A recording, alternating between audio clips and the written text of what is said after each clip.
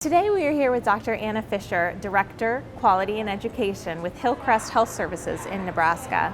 Dr. Fisher, how did you get started in this profession? And thank you for having me. What a pleasure. Are you ready for my story? Absolutely. All right. So I actually retired from Union Pacific Railroad. Have you ever heard of that? Yes. Oh, yes. I retired from there after 25 years. And why do you ask? Why? Had a family member who was diagnosed with Alzheimer's disease. So keep in mind, I could tell you how to run railroad operations, but I knew nothing about health care. I'm being very genuine here, nothing. So it was just me, and I started volunteering in a veterans home. So me could become a better caregiver. I volunteered when I left my day job at the railroad. I'd go to this facility and I fell in love. You can hear it in my voice. Yes. I fell in love with the veterans. And so the more I started doing that type of work to become a caregiver, I thought, you know what? I am going to put in for early retirement. And I did. And I went on to become a nurse and get my doctorates. Wow. What a change in careers. And never looked back. And I've been in my current role almost 21 years. Wonderful. With Hillcrest. What a story. So a passion. Absolutely. As the Director of Quality and Education at Hillcrest Health Services, it seems you always have some interesting programs going on at your center. Tell us a little bit about programming and how you come up with new ways to engage residents in your care. Sure, and I'll expand on that and talk more about the Montessori if it's okay. Please.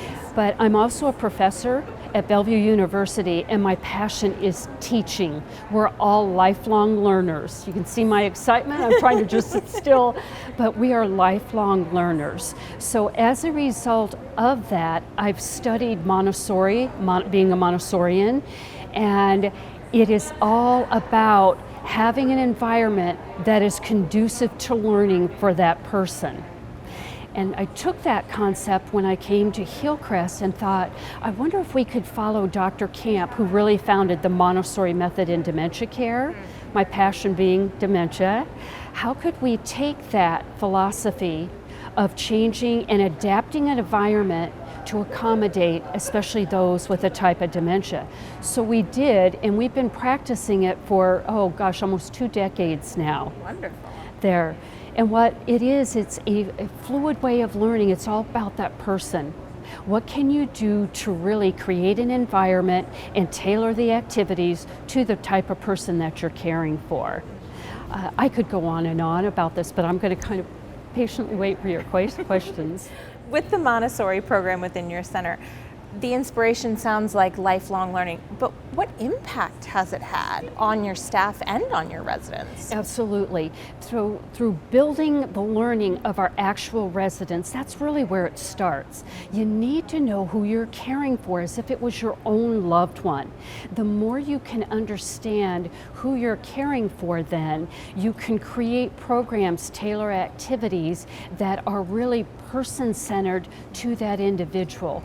What any person is wanting, you, myself, anyone, what we're looking for is, what's our sense of purpose in life? You even interviewing for me for these wonderful questions, you're trying to build an understanding and how really we can take this and really help others. It's all about learning and helping others. So when we get to know our residents, then we can take that and tailor activities accordingly. Now, can I show you something that we've really started here? Is almost like we call it a life plan book, where you are not only interviewing the resident, if interviewable, we're talking with the family members, their guardians, anyone who's been involved with them. Then we take that knowledge, we'll craft a little book, I shouldn't say little, but this book stays in their room. So regardless of the team members, if you have any staff, chaplains, social workers that go in the room, everyone can see what this person is all about. So in other words, we're caring for Mrs. Smith, who used to be a farmer and raised chickens and had 10 children. We're not just caring for Mrs. Smith, who has Alzheimer's disease and lives in room 6. There's a difference in the mindset. Absolutely. So once you empower the team members, they give you all these ideas. They say, oh, I know what she likes. And then from that, we can create all about me. That's what it is, all about that individual. Did that answer the question? Yes, absolutely. It's such a holistic way to look at it. Not only the resident, because they are the sum total of their whole life and all of their different experiences, but also for the caregivers. It is. It's not just the nurse who comes in, it's all the people that are coming in to deliver care and touch that resident's life. It's so wonderful. And especially for our family members, they're already grieving a part of them because they've had to place their loved one in a community. So they're already grieving. They're feeling like they've lost a little control. The way to counter that feeling of lost control is involve them. Involve your family members, involve the clinicians, the nurse techs who are so vitally important to the process. Have them partake, and they help build and craft this. So what we've seen is team member buy-in, while it's still a challenge, but we're including them as part of the process, that we're listening to their voice. We all have a voice. It's a very powerful instrument. We need to use it wisely and purposefully. What a wonderful thing. Now, your session here at Quality Summit was speaking about self-care and reigniting passion for long-term care. So how can we encourage the employees to take care of themselves within the workspace? And that's a really good question. We are so focused, I'm a nurse as well, so focused on taking care of others, we lose sight of ourselves sometimes, not intentional, but our whole session was about being in the moment, being mindful of what you're doing. Yes, we are caring for an individual, but what joy do we get out of that? I think if we take time to really self-reflect and really ponder what got us into this line of work in the first place, that in itself regenerates. Because when I look at some of our residents, I think, wow, that used to be my dad. Or what if this was my mom or a loved one? And once you feel it in the heart, it's that passion ignites. And when you see the spark in your residents' eyes that they've done something simple, like win a bingo game, and you see their vibrant joy, that in itself is what charges us. If we could take a step back, and Pam and I used it in our session up there, if you could take a moment to stop and smell the roses, what a beautiful world. Take a moment and enjoy that smile on your resident's face and relish that moment. Okay, that's getting deep.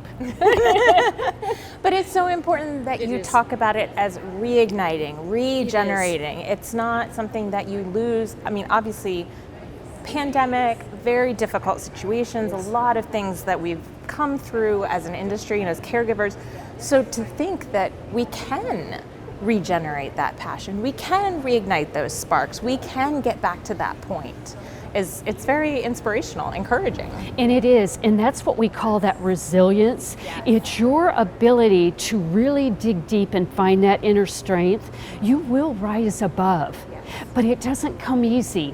You can either choose to accept it, or you can choose to fight it every step of the way. We choose to accept it.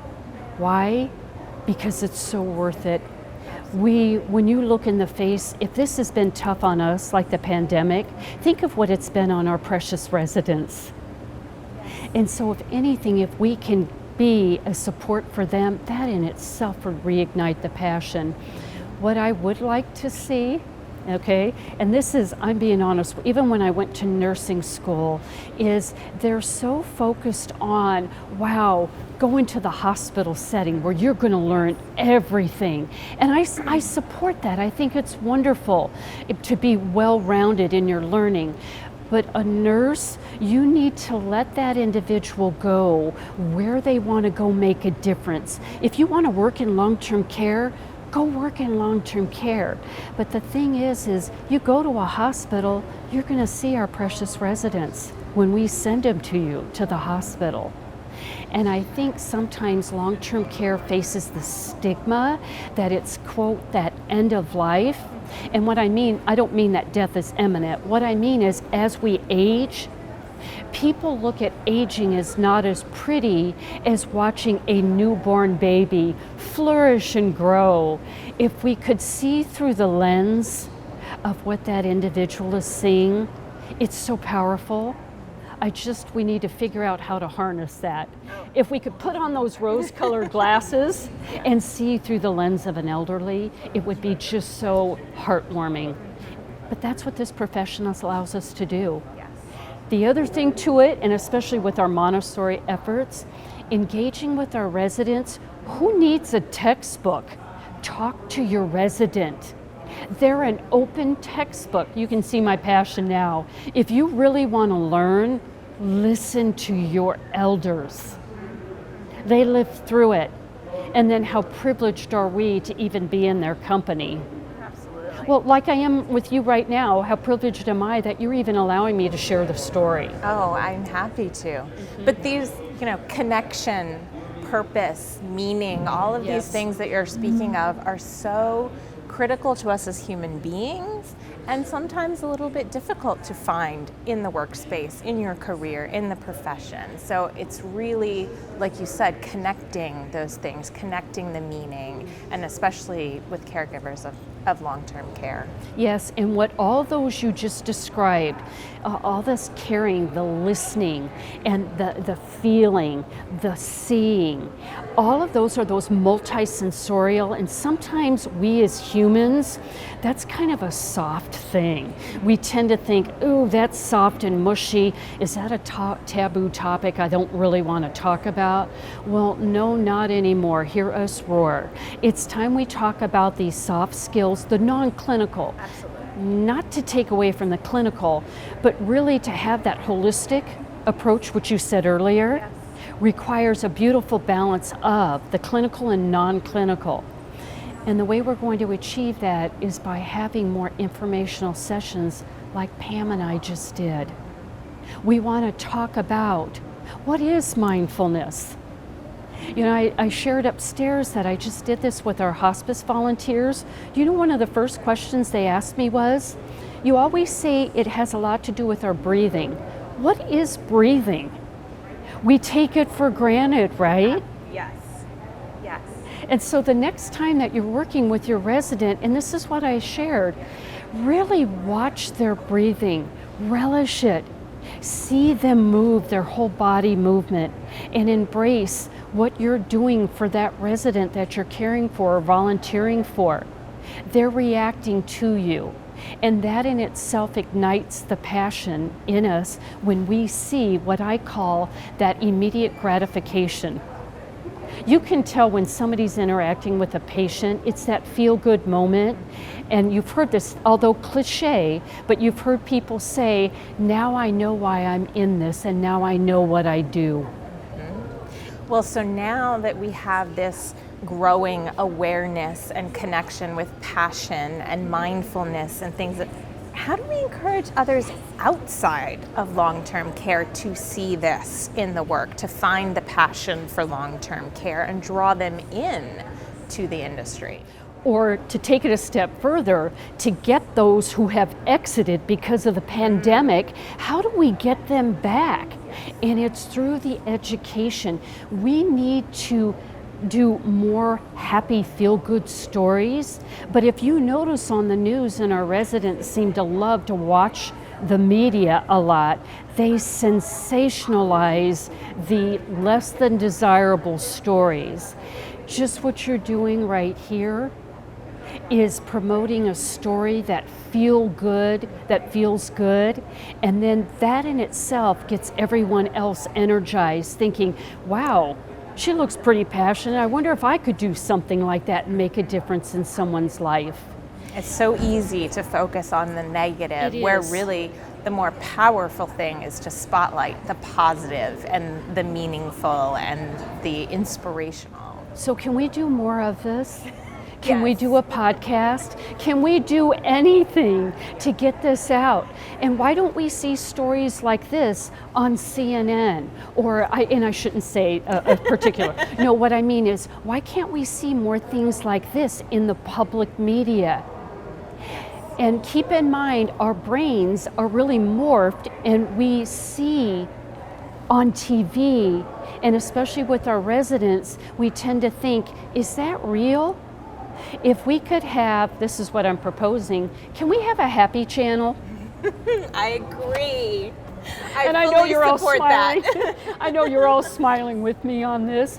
But if we could genuinely have more happiness on TV and really share the good things that we're doing in long-term care, and I mean really share, not just talk about, oh wow, we played bingo. Let's talk about, look at what our Montessori efforts have done with the intergenerational activity. We have not only helped out the youth, but we've seen already positive outcomes. We're doing research. We've seen how our individuals with a type of dementia have actually taught our individuals, our students, because of the memory recall of the subject. Wow. And so there's so many powerful things. Let's see that in the news. Absolutely. Let's do that. I think so.